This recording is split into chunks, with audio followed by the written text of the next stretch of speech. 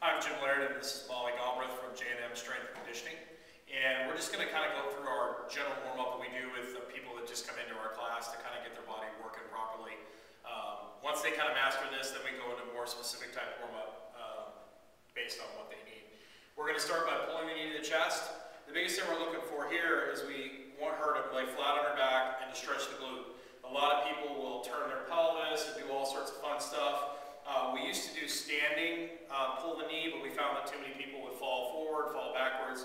So we found that doing it on the floor is a lot better. We just don't want to force anything. So she's just going to do about 6 to 8 on each side. After that, we're going to go right into what we call a straight leg hamstring kick. You notice how she's pointing her toe right back towards herself, and her leg is straight.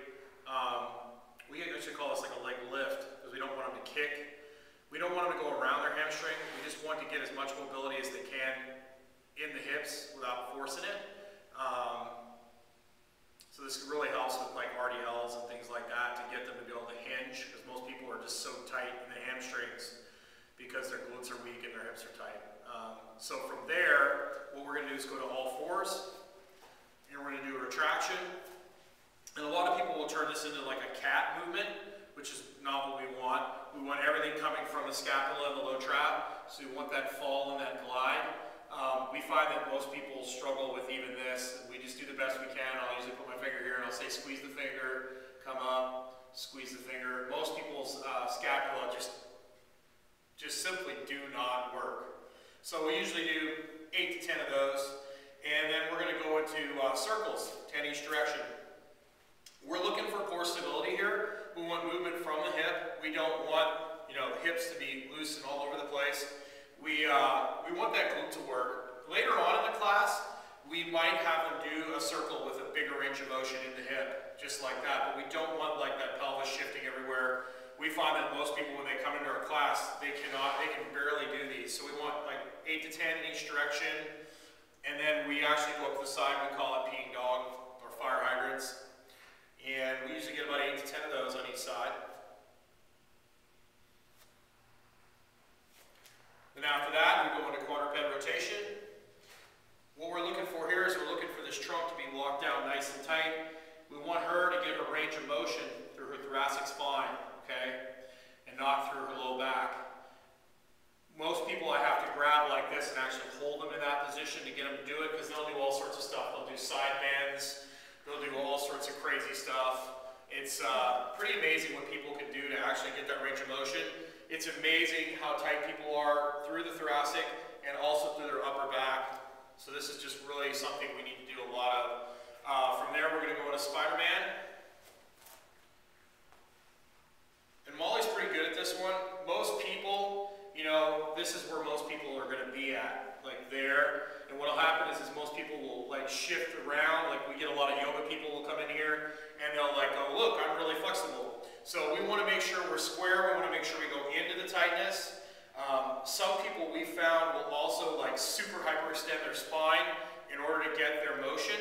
And then notice how our hips kicked out. So we just want to really make sure we come up in behind and we square, and we really IQ push into tightness. We don't want to go around tightness. We want to go into tightness. And squeeze that back glute, thank you. And then basically we get about 8 to 10. Everything's pretty much 8 to 10 on each side. After that, obviously she does both legs, but after that we're going to go right into clam. And the thing we're looking for here is that hip to be rounded over. And I'll actually grab people right in here like this and make them, because most people automatically will go like that. It's obviously exaggeration. We're looking for a tight core, and we're looking for that, just that glute to work. And we tell people, we cue people to drive their feet together just like that. And the same thing, 6 to 8 to 10.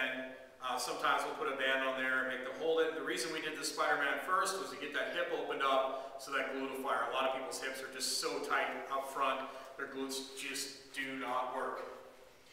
And from there, we're going to a glute bridge, and hopefully by now their glutes are activated enough that the glutes will actually work. We try and tell people, make sure that it's a majority glute, 70% glute, 30% hamstring, 60-40, something along those lines.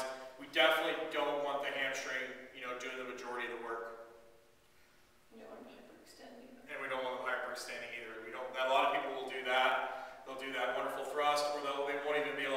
were so weak, they would barely be able to make it off the floor. Just like that. And we found that if we do these things with people consistently, they do really, really well. We're doing scap retraction. Okay, so a lot of people will call this a prone cobra. We're not looking for that big hyper extension of the spine. All we're looking for is scapula here. We just want that low trap to fire, and that's it. A lot of people will have their arms out in front, do that with the Blackburn, they call it. We found people just are so tight that they just can't do that. So we've modified it just for this, just to get that scapula going.